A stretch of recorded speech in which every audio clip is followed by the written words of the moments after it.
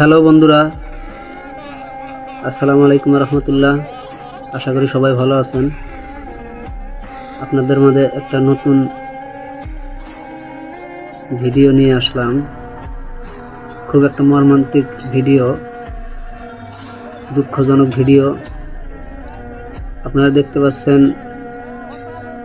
উপরের ভিডিওটি, সেখানে একটি অগ্নিকাণ্ডর ভিডিও। এটা মূলত সিরাজগঞ্জ জেলা, সিরাজগঞ্জ সদর থানা, পিপুলপাড়ি একডলা একটা বাড়িতে অগ্নিকাণ্ড ঘটেছে। কারেন্টের শর্ট সার্কিটের কারণে অগ্নিকাণ্ডটি হয়েছে।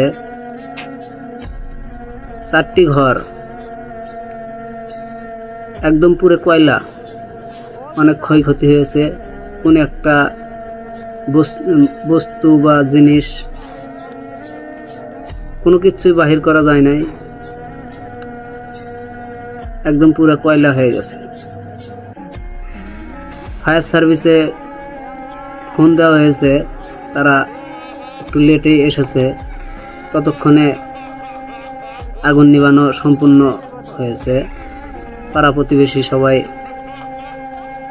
নদী থেকে পানি, টিউবওয়েল থেকে পানি নিয়ে এসে সবাই অগ্নিকাণ্ডটি নিভিয়েছে। শুধুমাত্র একই পরিবারের ক্ষয়ক্ষতি হয়েছে।